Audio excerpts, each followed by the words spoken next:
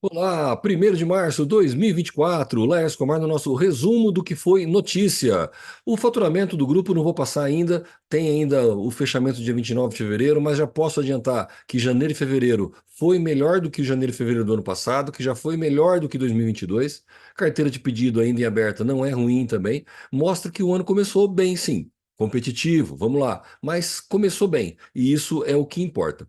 A semana não foi de muitas notícias. Bom, semana que vem teremos a feira em São Paulo, uma feira esperada. As primeiras feiras de imóveis que tivemos no ano tiveram ótimos resultados. A feira da IES em São Paulo é uma feira muito importante, na principal cidade do país, e ali vai dar para a gente saber se realmente passou o carnaval e o ano começou ou não. Como é que a coisa vai ser. Essa semana nós não tivemos muitas notícias da mídia que valiam a pena ser abordadas. Então, o que eu fiz? Levantei algumas informações sobre um tema que vem sendo discutido muito no móvel. Preço, inflação. Quanto está o preço do móvel, se ele tem uma tendência de queda ou de alta? Já que tem muita oferta, sim, as empresas acabam trabalhando com descontos e isso acaba baixando um pouco o preço, mas é pouca coisa, mas não é um baixar preço, mais são promoções. E como eu consigo saber se não tem mais espaço para voltar aos preços que nós tínhamos antes da pandemia? Sim, não é uma pergunta? Então vamos lá levantar alguns dados disso para mostrar se isso é possível ou não. Primeira coisa, você sabe qual é a inflação anual do país? Parece uma pergunta boba, né? Mas veja bem, o país tem uma inflação anual medida em vários indicadores, vários índices, cada um leva em consideração uma coisa. E dá muita diferença? Ah, não dá muita, dá sim. O IGPM, que é aquele do aluguel, diz que a inflação acumulada é de 3,76. Tá, então, pela FGV, esse índice indica quase 4% de deflação, de queda nos preços em um ano, de forma generalizada. Já este indicador, que é o IPC-S, diz que aumentou 3,64. Esse IPCA diz que aumentou 4,51. O IPC diz que aumentou 3,62. Ou seja, de forma geral, nós temos aí um índice de inflação, um índice de queda ou de deflação ou de inflação que vai de praticamente -4 para 4 positivo. É muita coisa você falar que em um ano os preços gerais alteraram 8 pontos percentuais, para menos ou para mais. Depende daquilo que você considera. Tá, então como é que a gente faz para poder levantar isso dentro dos móveis? Bom, o ideal, eu vou mostrar também valor por quilo, mas o ideal é a gente levantar lá atrás como esses preços vêm sendo influenciados. Como assim? O preço do móvel para o consumidor é influenciado pelo preço que a indústria vende, que é influenciado pelo preço que a matéria-prima vende, que é influenciado pelo preço dos insumos. Esses insumos, a maioria, são cotados internacionalmente. São muitos insumos. Eu escolhi alguns deles básicos que dão uma medida para a gente de como isso funciona.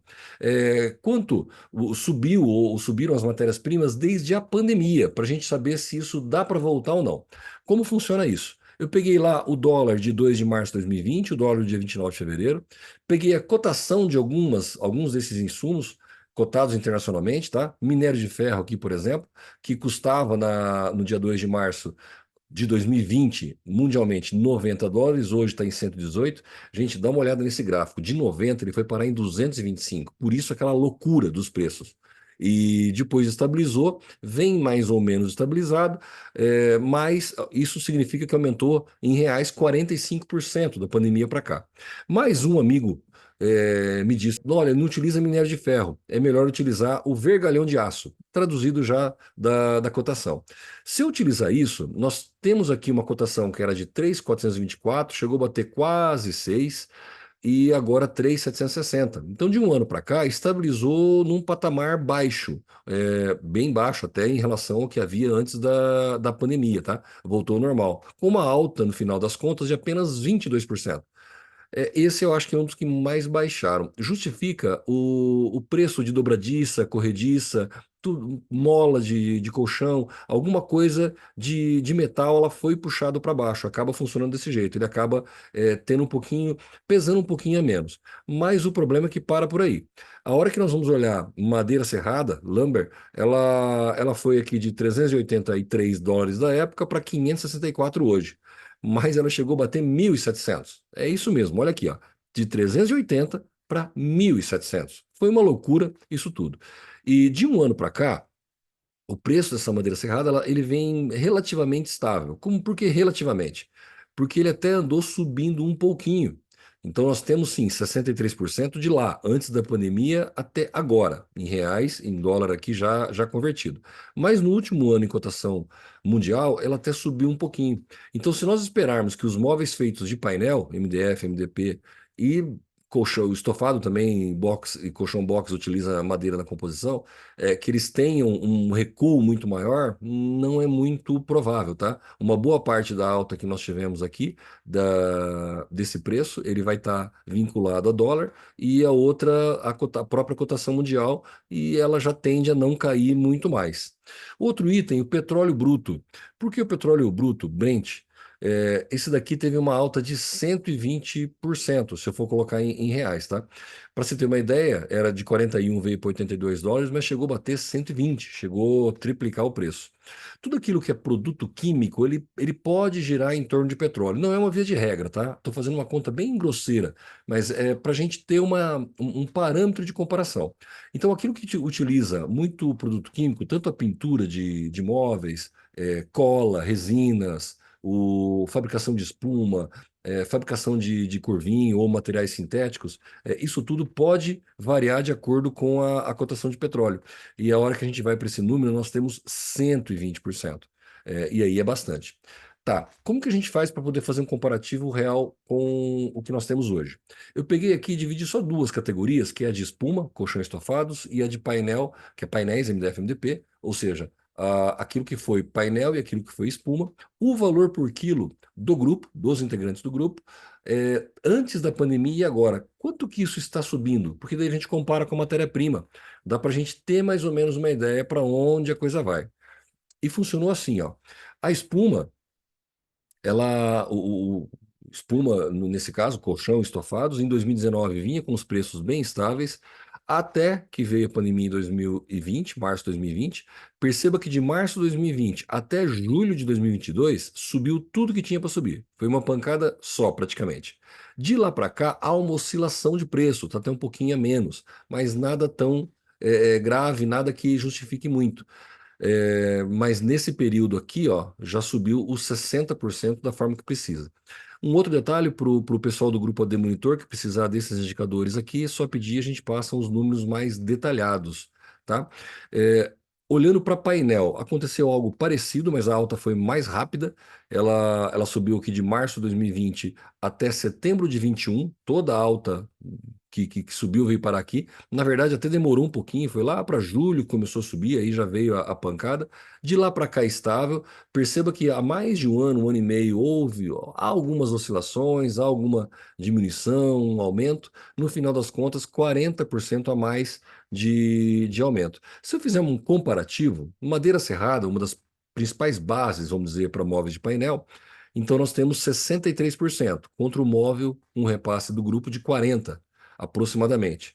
Petróleo, 120 produtos químicos, contra 60 do pessoal de espuma. Espuma também utiliza aqui madeira, ou seja, se eu for utilizar só madeira, já deu os mesmos 60%. Se eu colocar os outros produtos químicos, é lógico que aumenta. O que eu quero dizer, e comparando também o salário mínimo, que era de 1.045 na época, 1.412 agora, subiu 35. Isso significa que para o consumidor, o móvel, ele realmente começou a pesar mais. Estamos quase há 4 anos da pandemia, ele aumentou a renda dele em 35%, móveis de painel subiu 40%, móveis de espuma subiu 60%, é bastante.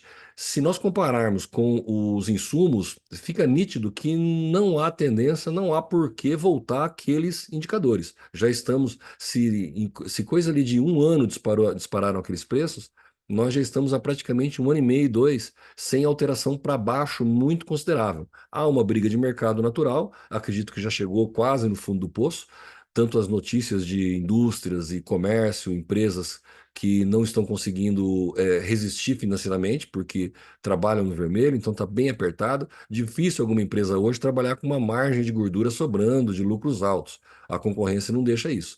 Então, na minha visão, não há muito espaço para isso, a não ser que haja algo internacional que bata muito. Por que eu pego muito aquela cotação internacional? É uma questão de concorrência. Se qualquer empresa não consegue vender o produto em um mercado pelo preço que ela precisa, ela vai vender onde ela consegue. Se você não consegue vender, você loja de imóveis não consegue vender na tua cidade, você vai querer vender por e-commerce, vai abrir uma loja vizinha em outro município. A indústria que não consegue vender em um lugar vai vender para outro, inclusive para exportação. Então é por isso que nessa cotação mundial não está faltando tanto produto, mas também está sobrando de alguma forma, existe um certo equilíbrio. E para fecharmos aqui o dia, opa, Diário do Comércio dá uma notícia positiva para a gente fechar aqui para cima. Confiança do comércio subiu 2,4% em fevereiro, segunda alta, segundo a Confederação Nacional do Comércio. Ou seja, o comércio está confiante sim, está circulando. Esperamos que agora já passou o carnaval, então o ano começa. Na verdade, ele não começa porque o consumidor vai começar agora, ou que a gente vai trabalhar agora, não, tá? É que agora já pagou em janeiro, fevereiro, muita conta do IDA, dá para a gente começar a repartir com mais alguns outros. E para você, como é que tá? Muito obrigado. Para quem eu puder encontrar durante essa feira em São Paulo, a feira da IES, se a gente puder, a gente bate um papo. Um abraço, até mais.